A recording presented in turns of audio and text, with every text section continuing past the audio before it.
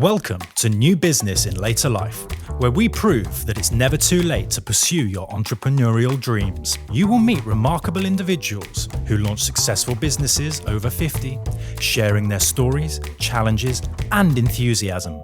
Your host, Ildiko, is a former social housing professional, textile designer, and teacher who described herself as a life artist. She is now a property professional, business network host, and facilitator of the Entrepreneurs Club. Subscribe now to hear these inspiring stories every week.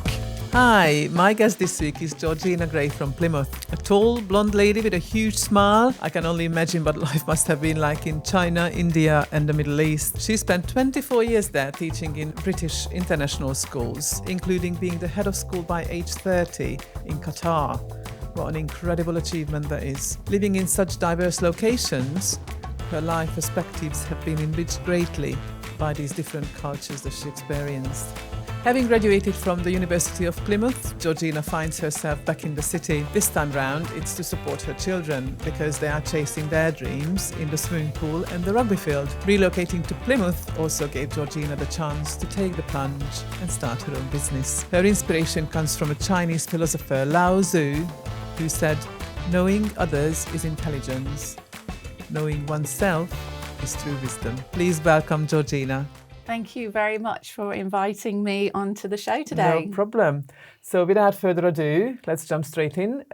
What is your newest business? Okay, my business is called True Wisdom Coaching. Okay. And it is a business that I've set up out of my passions for coaching, for leadership, for parenting as well. So I work with... That sounds diverse. Absolutely. Awesome. Yeah, so those are my passions that have Excellent. led me to set up my business. And how old were you when you set up this business? 50. Ooh! Yes. Awesome age, isn't it? I've just turned 50 awesome this year age. as well, and I feel like I'm literally at the beginning of the rest of my life. You know, there's always sort of this stigma of getting old, but I think it's a new era, I think, particularly for women. Absolutely. And you kind of come to realise there's still so much ahead of us, isn't there? Absolutely.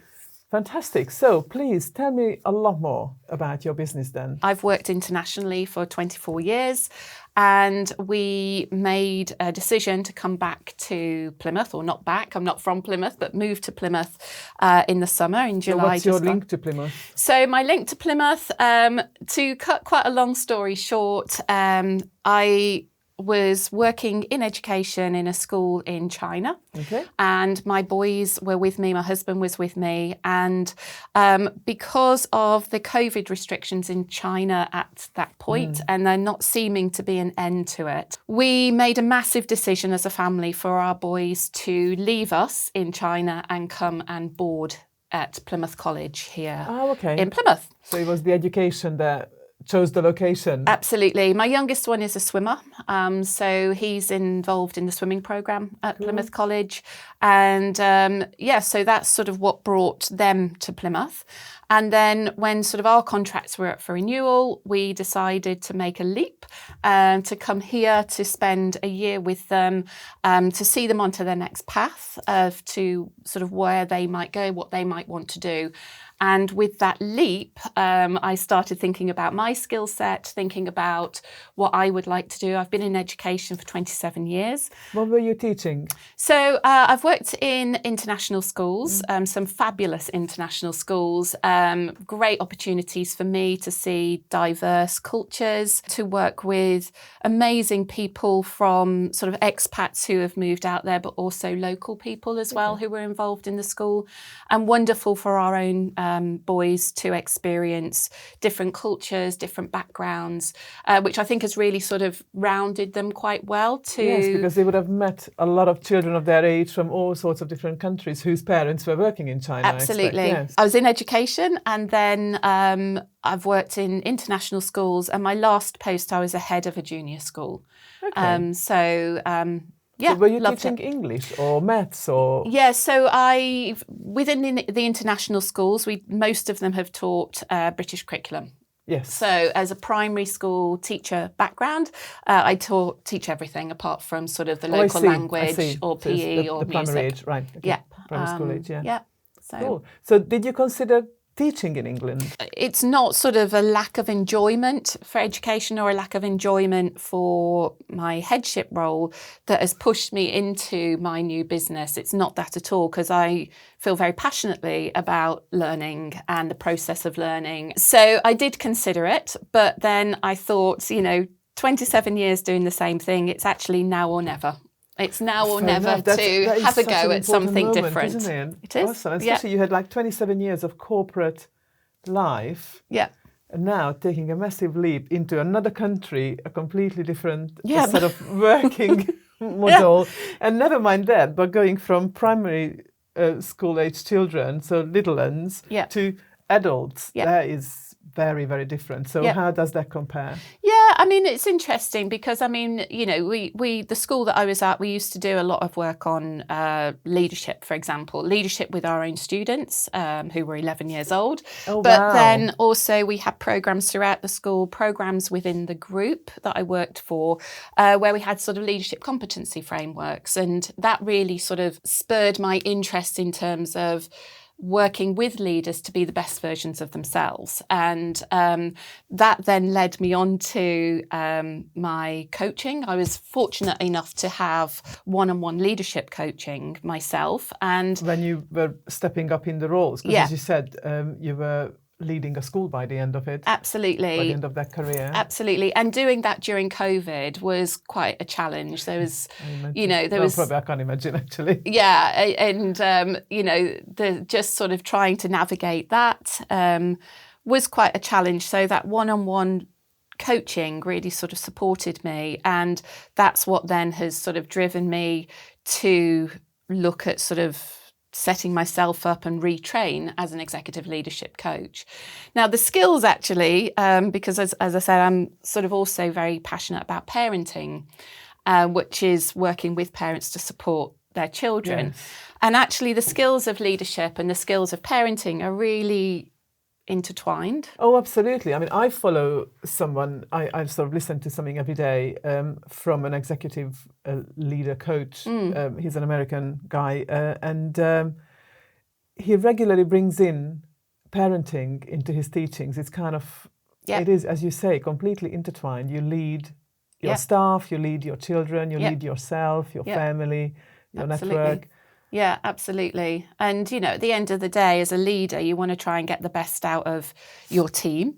As a parent, you want to try and get the best out of your kids. Your home team. Absolutely. And sort of look at sort of developing those life skills or that independence, that problem solving, all of those skills that you would, as a leader, want to develop in your team and bring people up to skill them up. As a parent, you want your children to, learn those skills of resilience and problem solving and hitting deadlines and all of those things as well. So what kind of really comes through from what you are saying is that your work life and all the training you had, that those are all adaptable skills that you are really reaching back for to use in your own new business. Absolutely. And, it's interesting because, yes, I've had an education background, but at the moment, I'm coaching leaders in the corporate world. And, it's interesting because what people are bringing to my coaching sessions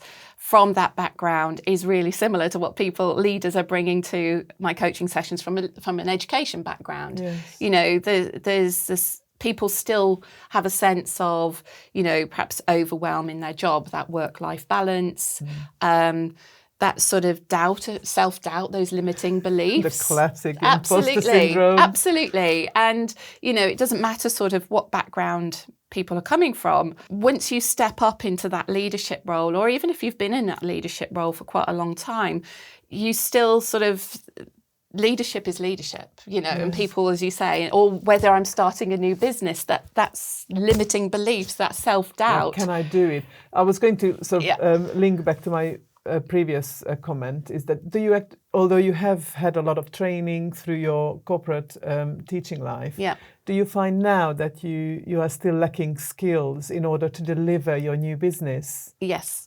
Do you? So what sort of skills do you feel that you're lacking and you would actually still need training on? Yeah, so, the last sort of 8, 9 weeks has been a massive learning curve.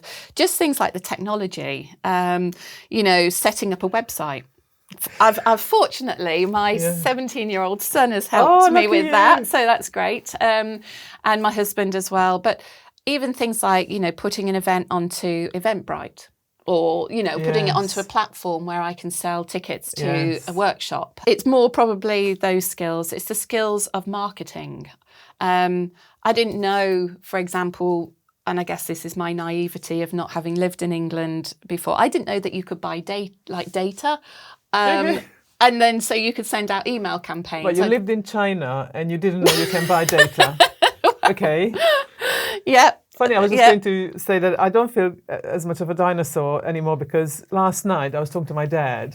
He's 76, and of course I'm not British. I was brought up in Hungary, so he's not very computer literate, I suppose. He does use the computer for certain things, but he had no idea what Google was. Oh, so wow.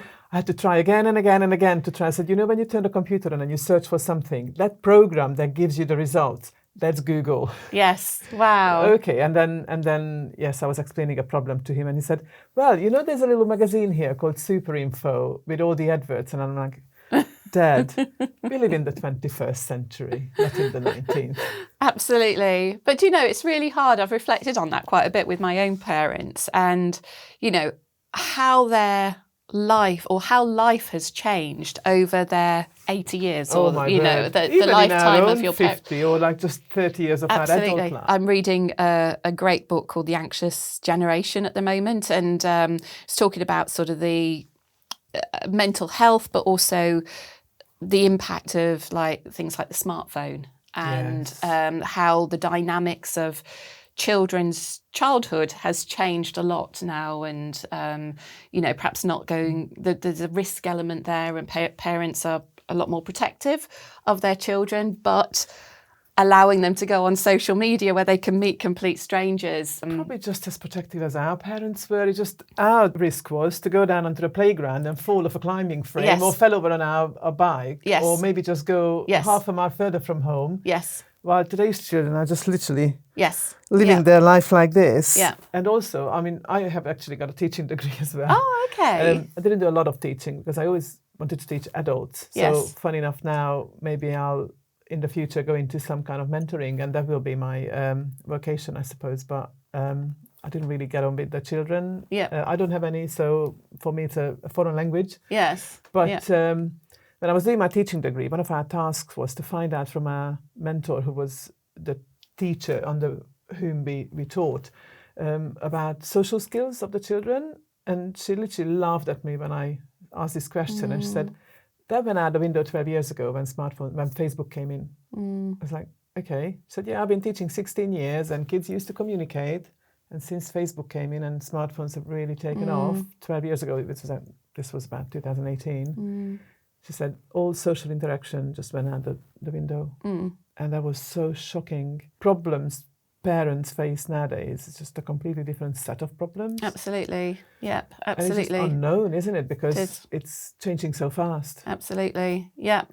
And I don't know whether sort of all parents are aware that you can put your parent restrictions on. It is difficult. And, you're going back to sort of going on the playground and falling off, or riding your bike and falling off, but you get back on it. Yes. And that builds resilience. Whereas, I think there's so much sort of online, and if you're comparing your likes to other people, and it can really impact your own self-esteem, everything like that, which perhaps then means that you won't get back on it. Do you know what I mean? It's a very different environment for youngsters indeed. So yes, I can see how that plays an important part, because you said you've got teenagers. Yes. To help parents to navigate all that. Yes. So what kind of skill set do you think you will need in this new business? I think through some workshops that I can lead, and you get your teenage son to come and lead. We'll see. And I mean that's the important thing. I don't profess to be like the amazing mom, because we've had our challenges along our way as well, and but it's the positive discipline approach or the positive parenting approach really focuses in on those life skills, but it also is one of probably the only discipline areas that looks at sort of the belief behind a behaviour. So you sort of look at sort of the behaviours that your children are exhibiting, and then it could be looking at sort of, well, why is that happening? Are they wanting to have a bit more power in the household? Are they wanting to have a sense of belonging? At the end of the day, every human sort of expression is that they want to have a sense of belonging in their community, or their community could be within their family, and have a sense of purpose. And so the programme that I run looks at sort of how does your child contribute to the family? It's not all the parent giving, but the child needs to have that sense of belonging within the family, needs to have a role within the family as well. And then that looks at sort of, I think, support parents. The programme is actually quite fun because we do a lot of role play where the parents role play being the child and then somebody else will be the parent. Oh, yeah. I would imagine that would really help them to understand what the child might be thinking, because I remember I was a horrible teenager and stuff, so I could probably get back into that. And sometimes when I sort of roll my eyes and things at kids, or try not to actually, because I feel like, I was a child once and I was a teenager once. Yeah. And actually, I still remember being 50. It doesn't matter. I still remember all the exactly. things I did. So. Exactly. And did I belong? Did I not? Well, that's a different story, I suppose. Yeah. So, So going back to setting up the business. Yes. So what have been your greatest challenges so far? Again, I think the technology side of it has been a challenge. I think things like marketing. Obviously, there's my own emotions that go with that as well, because it is a bit of a risk taking this quite leap. A bit of a risk. We've left great jobs financially as well, and so to sort of leap into this has been quite an emotional roller coaster, to be honest, for me. With am I good enough? Can I do this? Am I capable? So I'm sort of trying to navigate my own self, if you like, around that. But having moved here to Plymouth, I've met so many amazing people through networking events, and everybody seems really supportive. Lots of people sort of that I've had conversations with, either at a ladies' lunch or, a different event or a networking event, have sort of gone, oh, great, well, you can do it. And have you used this? Have you tried this? Which has been great, because I've had snippets of support from people who I've literally sat down and had a 2-hour lunch with, or I've met at a networking thing. That's been really, really supportive and helpful. I find it completely incredible how supportive the business community is. Yeah. Because I had a corporate life before. I worked in social housing for 14 years, numerous offices. I moved from London to Plymouth, and then I did a lot of temping as well, and never really made friends. Yeah.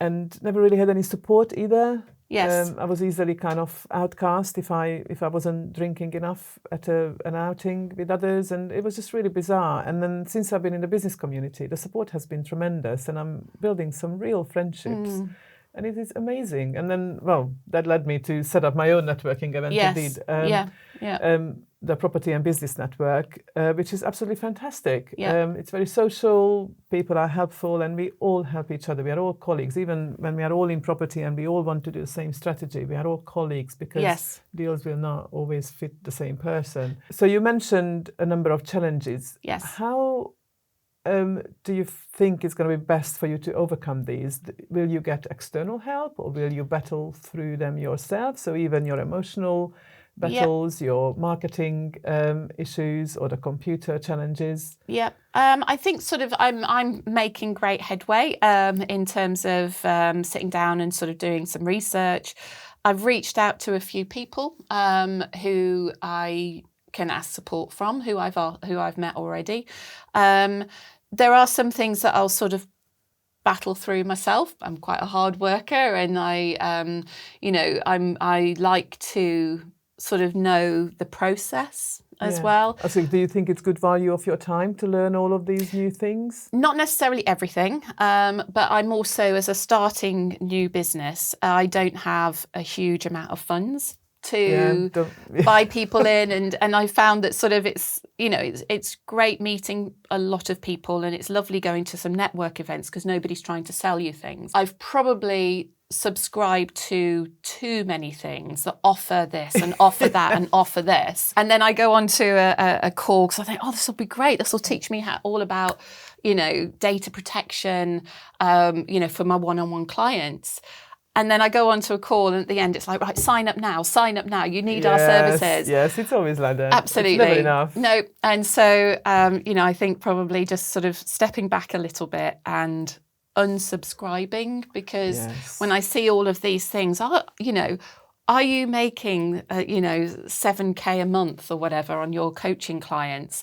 And then it's just like, oh, I need to be doing that, and so I'm. It's the shiny thing syndrome, it is the shiny thing syndrome. Shiny. Oh, this is something I need, but absolutely, we can keep learning forever, and we are learning forever and ever. Absolutely. But yes, I totally feel you. I got to the point where I'm unsubscribing a lot easier, and just kept a couple of newsletters, and just a bit more mindful of what I give my time to, and concentrate on things that are actually going to make money for me. Absolutely. And I think that's probably one of the traps when you first move into something that you're not sure of. I don't know the business world, and I'm learning a lot, but I think that is one of the traps to be really careful. And as advice to people who are moving into a new business or a new venture, is just be really careful what you subscribe to. Yeah. How do you find personally the concept of this is not a cost, it's an investment? Because I think, well, obviously at this early stage, we are all in the same shoes, aren't we? But there's not quite enough cash flow going on. And I feel I fully understand the concept, actually, that, it's something I pay out for to free up my time. How do you find this concept? How are you able to implement it in your own new business? That's one thing that I need to be sort of more aware of, is what is taking my time. What is taking my time? Is it good use of my time to sit and look at some sort of email campaign that I lead, or is it more cost effective just to outsource that? Which in reality it would be, because then I can focus on developing a leadership program, or developing my parenting programs, or look at what events I can put on with those, or what training programs I can put on. So yes, that's one thing I probably do need. Have you come across any specific advice on that? Like, map your time for a week, and then put against it how much it would cost if someone else did it. Obviously, you need to establish what your hourly rate is, and then anything that's below your hourly rate, outsource it to free up that kind of time. Unless you actually really love doing it, and it's actually supporting your business. It's all. It's kind of. What I feel is that we started off on this spiral ramp, going up, and then you take a step every day, every week, every month, but whatever you do, it feels like we are going up. Absolutely. That spiral ramp, and one day we will get to some nice tiers with gorgeous views, and then the next month, next year, we're going to be up again with even better views. Absolutely. And that's how we're going to enhance our lives as we get better at business. Yeah. And I don't know whether you ever reach the top. I mean, these are some of the coaching conversations that I have. There is no top, because you just keep going up and getting those nicer views. Funny enough, a coach, one of the few coaches that I do follow, I got her newsletter, and she put out something that she's now way past the £1 million month so many times that it's no longer a novelty. And then she put up a whole lot of pictures from Butlins. They went there. She went there with her family, with her children. So sometimes you might actually go back and just go back to a different viewing platform and really enjoy where you've been. Absolutely. I also think what's important is, as you're climbing up, just to look back and reflect on the journey that you've come from. Everybody says that, and it's so important. We've been putting it into practice with my husband, because we've run the property business with my husband. The weekly, and not so much the weekly, we seem to fall on that, but the monthly, we really sit down and do the monthly meetings, and I go through the calendar and log absolutely everything, what we've achieved that month. And it's so important. Yes. And then kind of the reward, we're going to go on a little spa day next week and stuff like that. So it's very important to reflect on it very positively, of what we achieved. Yes. And everything else that didn't get done, it just got done to some level. Yes. And then move on and carry on. Yeah, absolutely. Coming on to your podcast today has sort of helped me also reflect back on what's happened since July. And since I sort of landed towards the end of July in the UK, when I look back, I'm like, gosh, yeah, I've actually done quite a lot in terms of... You've got a new business. I have got a new business. Customers. Absolutely. Yeah, absolutely. You are putting yourself out there. Yeah, absolutely. Which leads very nicely into the next set of questions, which is, we've covered what have been your challenges in this new business. What have been the absolute positives, and what sort of relate back to that really helped you build this business and go forward and be successful? Yeah. I think some of the positives, or not some of the, one of the biggest positives is the networking. So I made a conscious effort to go out and meet people. And that's something also, I mean, I love meeting people. I love talking. I love listening to people. But actually going somewhere on my own was a big hurdle for me. Like without your husband without and my your husband. children? Yeah. So just turn up at an event and just go talk to people. Yeah. Which that in itself can be quite overwhelming. So back in China, did you used to do things together? Obviously you had your working life, but otherwise... Well, I mean, I'd go out with friends. Yeah, I mean, I'd go up and meet parents. I'd meet, you know, other people. I was quite confident and comfortable in that role. Going somewhere brand new, it's easier now. But that first meeting, I was like, right, I don't, you know, I'm unsure, but that's when I met you, actually. Yes, so, absolutely. You know, that was down on the Hoe, On absolutely. the Hoe, indeed. So that was actually really nice. But again, for people who are perhaps aren't really confident or, you know, lack confidence, that sort of is something. But as I say, I enjoy meeting people. So one of the things that has been something that supported me is meeting people. I love that. I mean, when I started my property training, one of the mantras that the owner of the training company was saying non-stop, and I've heard it many, many times from other people as well, is your network is your net worth. Because in your business network will be your accountant, your mortgage broker, your colleagues or others who do the same strategy, and you can come up with joint venture partners or anyone who will fit into your business life. Or like now that I started up this podcast, I'm meeting a lot of people who are my age or older and still starting up new businesses, or like yourself, coming from the corporate world. Yeah, it's pretty good. It is good. You know, I'm also learning a lot about myself as well. And, you know, I mean, my life over the last 24 years is when I get a new job, it's not just a new job, it's a new city, it's a new country. Yes. It's a new, you know, it's a new set of colleagues, it's a new set of friends. So, because, you know, we generally have moved job and moved country. So I have a certain amount of resilience just from that sort of lifestyle, if you like. But, you know, not taking a knock, if you like, if somebody doesn't want your services, just to go, okay, well, it's obviously not for them. Not for them and at then that time. Sort of, but what amazing experience that is, that you moved from country to country through your life, so that the resilience that you built up from that, that's a beautiful life skill. Yes. And so I just remembered what I was going to say with the previous little comment was how much I come to realize how much I love connecting people. So when you mentioned about people being really scared of going into a room of strangers, which is really bizarre. But anyhow, I don't get scared, but that's just me. But what I love the most in the networking event and being a host of a networking event is when I see someone standing there like stuck in like a rabbit in a headlight. I go up to them, make them comfortable. And then one of my favorite bits of advice is to people is to go up to groups of 3. Yes. Because usually it would be 2 people talking and 1 listening. So if you then go and stand next to the one listening, then it's fairly easy to at least just then make a connection with only one person. You don't have to make a connection with 50 or 100 people or even 10. Just that one person, start talking, just introduce yourself. Yeah. And then it's easy to peel off. And then other people will come along and then you move on and so on and so on. And then by the end of the networking event, you may have spoken to 10, 15, even 20 people. Yes. Without then being scared of thinking, how am I going to introduce myself to the whole room? Absolutely. And even if you just meet one person, I mean, I've been at a networking event before that, I met somebody in the queue where we'd signed in and she was on her own. And, we just sort of got chatting and just meeting one person. Do you know what I mean? It's just another person in the local community who you have the opportunity to meet. But then if you go to another event, which is like the one that you held, where you've got a smaller room. This was in a massive room, but a smaller room.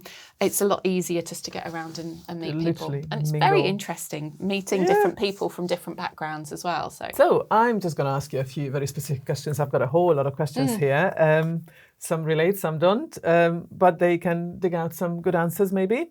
So, obviously at 50, I still feel very young. Somebody else I interviewed set up a new business at 60. Wow. So, but I'll ask the question anyway. So how come that you've gone into a new business instead of thinking about retirement? You said you left behind a good job. You might have, I don't actually know, but you might have a good financial background. So have you considered retiring or? No, not at all. No, I'm too young to retire. No, I couldn't. I've never actually not worked. So I had my kids when we were in Qatar. And I only got 7 weeks maternity leave when I was there. So I, went back to work when they were very, very young. And practically newborn by the sound of it. Yes, yeah. I was in a very fortunate position that I was not teaching in the classroom at that point. I was a head of a school.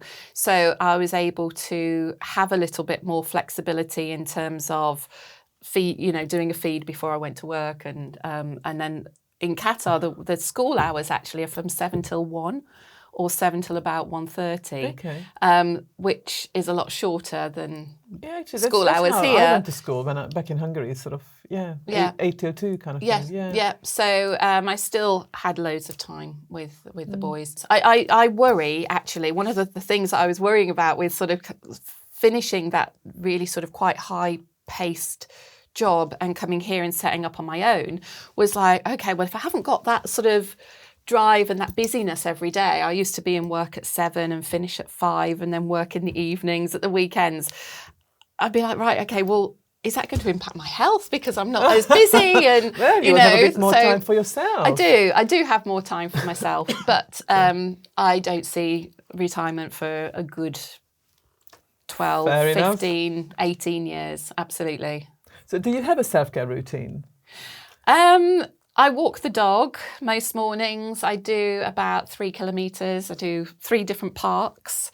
So go to the lower park and then go up a massive hill to the next park. It's not hard in Plymouth to find a massive hill. No, it's not. But it's like really gets my heart rate going in the morning. And then go down to Devonport Park and then repeat it back again. So I do that in the mornings, which gets me up, gets me perfect going. Perfect thing, isn't it? I search for a lot of exercise routines and stuff, and a whole lot of them for our age recommends walking. Yes.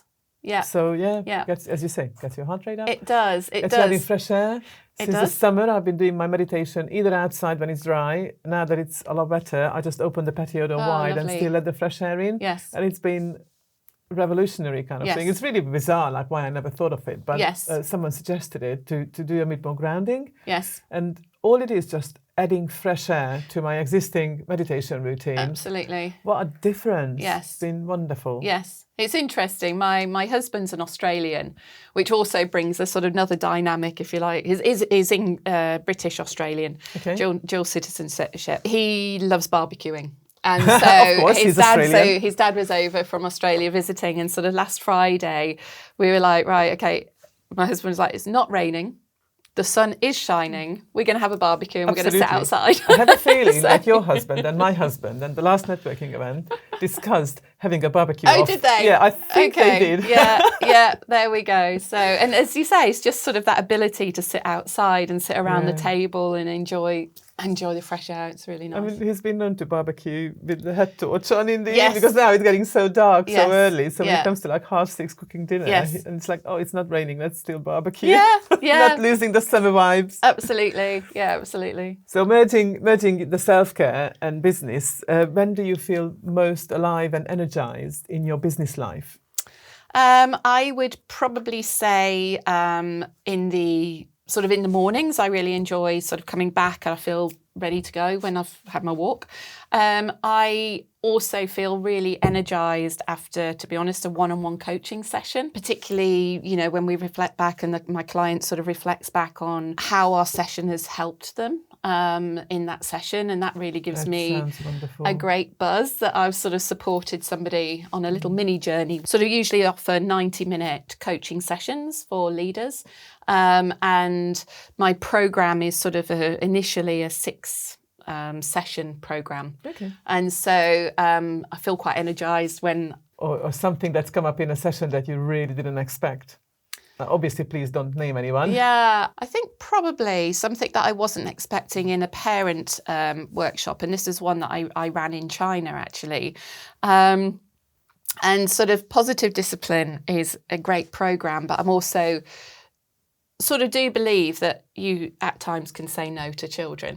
Well, of course you can. You need to set boundaries. Absolutely, absolutely. And sort of a dad was coming to a session and he sort of said, my daughter, quite an affluent background, my daughter wants a new iPhone every, whenever a new one comes out. And what do you suggest? And I was like, I suggest you say no. But then that unravelled a whole sort of cultural thing, which I wasn't aware of necessarily, about sort of girls, this particular girl and her set of friends. He was talking about sort of having a husband later on who provides for her materialistically. And I just sort of said, well, what about love? Where does love fit into that? Yes. And so it's not necessarily a funny story, but it was something that threw me a little bit. Unearth is like what goes on in the parents. Because, it's like whatever you let them do or not let them do or let them see is what they will consider to be the norm. Yes. It's like, what are you actually teaching? Have a little step back and think about it. Yeah. So that was something that sort of threw me. I was a bit sort of taken aback that that's sort of the priority of her meeting somebody who will give her these materialistic things. But it's not necessarily. Was it a British family? No. I spoke to somebody from India just the other day, and they said their culture is to leave more to your children than what you received. So you work hard to provide for your children. So yes.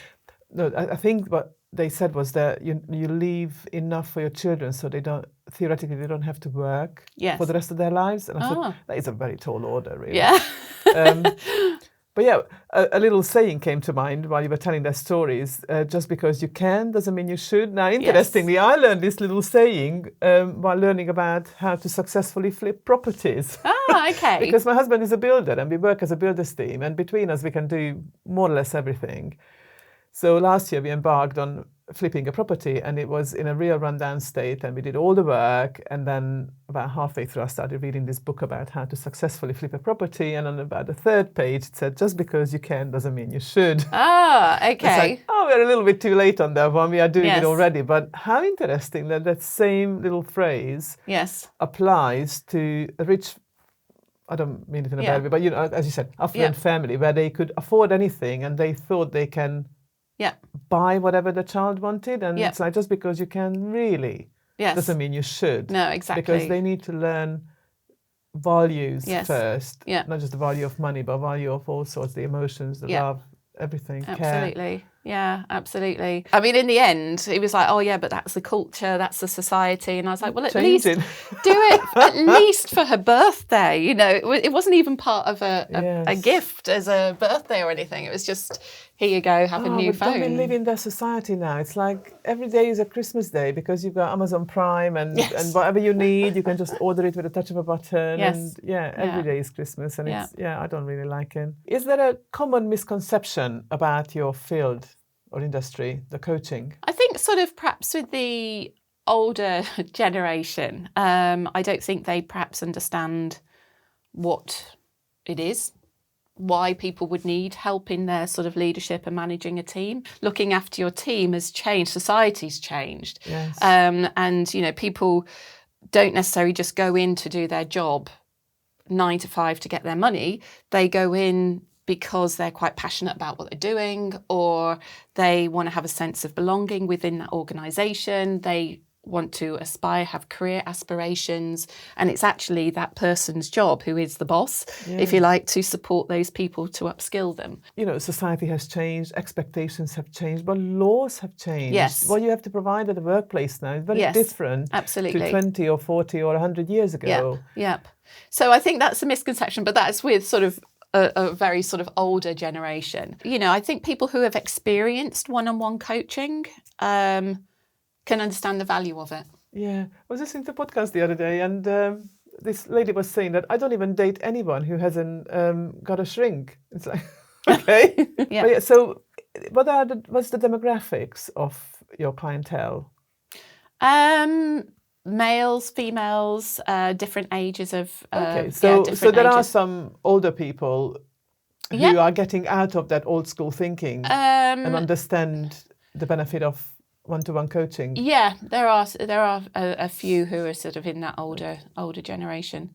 My tagline actually for my business is knowing others is intelligence, knowing oneself is true wisdom, which is where true wisdom came from. And that was actually from the Chinese philosopher Lao Tzu. That was his quote. And that's sort of what I really feel that coaching is all about. It's really getting to know yourself and what's important to you, what your values are, what your true north is. And I think that's really important for leaders to know who they are when they start managing other people and leading other people.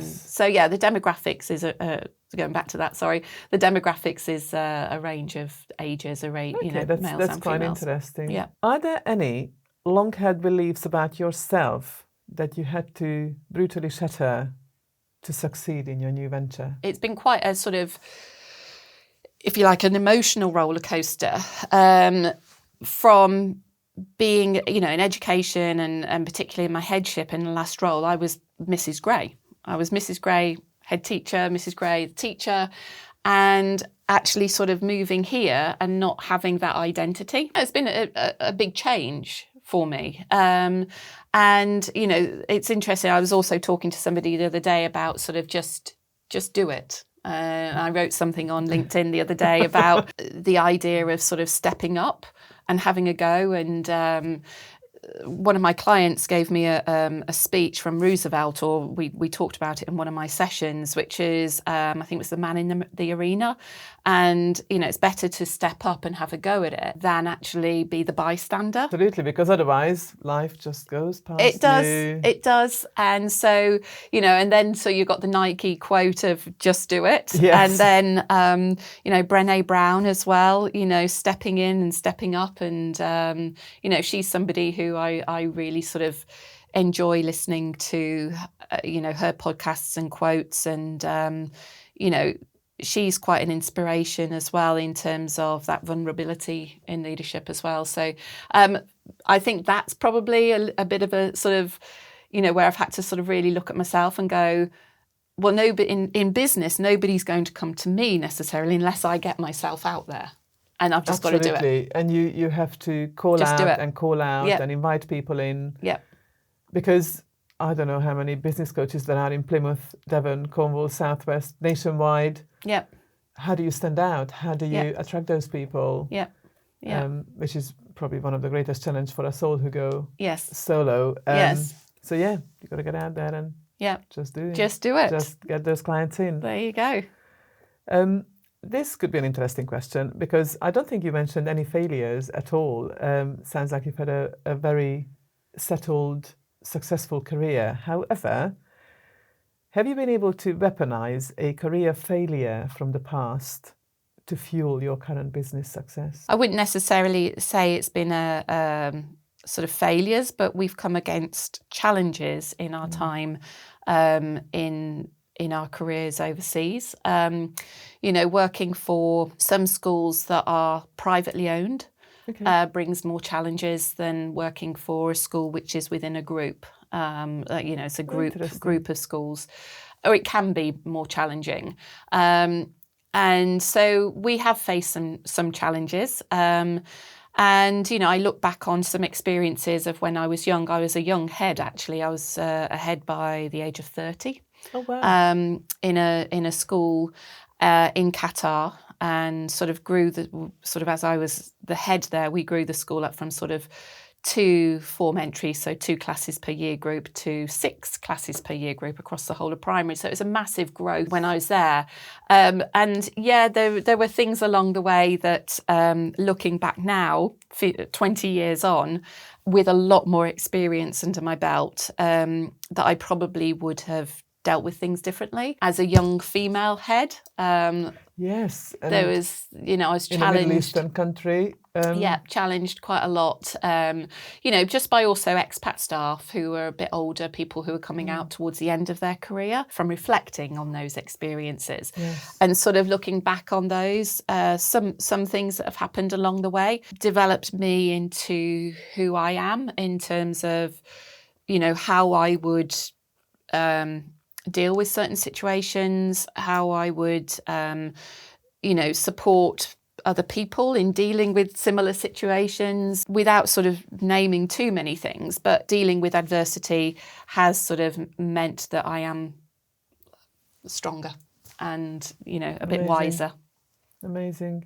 And that actually leads very nicely to something I definitely wanted to ask was, how do you feel that you benefit from your current age in setting up this new business? I'm a very reflective person anyway. And I think sort of, thinking about sort of what sort of has happened in life. And I've been very lucky. I've been very blessed. I know that with, my family, my husband, my kids and my friends. I feel very blessed and fortunate for what I have. But I think with age does come wisdom. But not everybody is that sort of person who will reflect back and learn from what they do. Yeah. And I think that's one of the most important things that you can do. And I guess sort of coming into a business as well, when I do sit down and spend a whole day on some sort of tech and just hearing you going, okay, looking at sort of what, do you outsource? Is it more cost effective to outsource it? Yes. Reflecting on things like that as well, Yes. that also makes you wiser, doesn't it, in your business sense? Every single conversation. Yeah. My favorite little saying is, you learn something new every day. You do. Absolutely. Yeah, but I do think age does bring a sense of calm, maybe. Not necessarily knowledge, because I don't feel I have the knowledge, but I feel that I'm able to, I have the resources and I can find the resources around me. You're able to embrace what you have and go with it. Yes, yeah. It's interesting. I went to a talk a few weeks ago down here in Plymouth, and I think it was the first Seeds talk that they had here. And it was talking about the effects of trauma on the body. And it started off with talking about stress, but actually how stress can be a positive. It can be positive if you have the resources with you. To deal with it, yeah. Obviously, chronic stress can lead to a lot of mental health and anxiety, depression. But if you have a certain element of stress, it helps you to meet deadlines and it helps you to get motivated. Yeah. So long as I think you have the resources. If you can sort of figure out what your resources are. I suppose a lot of people who end up stressed, they just have no idea. No. So I think that's super difficult, isn't it? To be able to control your stress levels. Yes. To the point where they actually support you rather than make you sick. Yes, exactly. And be aware of, okay, I'm feeling a bit stressed, but what can I do? What resources have I got to help me through this? And I think that's important, on the journey of sort of leadership. And I think your age helps with that. Cool. So why should people come to Georgina Gray from Through Wisdom Coaching? Because I am approachable, because I've got a great business model in terms of what I provide. I am there to support one-on-one coaching for people to be the best version of themselves as a leader. And the parenting side as well, it's non-judgmental. I've been around the block a bit, in terms of around the world, that I've seen lots of things. I don't judge people. And so what you get with me is really sort of what you see. And I think sort of the programs that I offer, particularly for the one-on-one coaching, really helps people get to know themselves so that they can continue their journey sticking true to their own values. That is so wonderful when you really start to get to know yourself. I've been going through a lot of self-development journey in the last 2 years since I've been in business, and it is just amazing. Yep, yeah, absolutely. Okay, that's wonderful. If that's what you help people achieve. Yep. Yeah, I can vouch for the feeling what you get when you go on a self-discovery journey. Absolutely, yeah, wonderful. Absolutely. So, if anybody wants to have that journey with me, they can reach out to me via my website. Yeah, awesome. So I'll do a little quick fire round. Sure. Ask you a few simple questions. Would you consider setting up another business later on in your life? Yes. Okay, what would it be? I don't know. I don't know at the moment. I don't know. Or would you think that your coaching business would develop into something more? Or I'm hoping that the coaching business or true wisdom coaching will develop into, as I say, those 4 elements: that sort of one-on-one coaching, the leadership training programs, the parent one-on-one coaching, the parent leadership programs, the parenting programs as well. And looking at possibly some online courses, that sort of thing, and seeing where it goes. That's what I would like to develop. Good luck further. to that, for sure. Thank you. Are there any books or a particular book that really stood out for you to help you set up this new business in later life that you would recommend to other people who are in the same shoes thinking about setting up a new business? I did my executive leadership coaching and mentoring training. It's an ILM level 7 through a company called In Good Company. And they have a #1 bestseller, which has in their book a section on setting up your own coaching business. Okay. And they have quite a few podcasts as well, which are really useful. Through their website, they have a section there as well. So I would probably say that that book was written by Zoe and Joe from In Good Company was one that was really supportive in thinking about setting up when I was in that stage of And it's very thinking. specific for coaching businesses. Yeah. Okay, excellent. And actually the next question was, would you recommend a particular podcast to listen to? So would you like to cherry pick 1 or 2 podcasts from...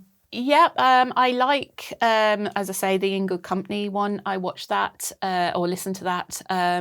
There's a few. I'm actually one of these people that I can't really remember names very well.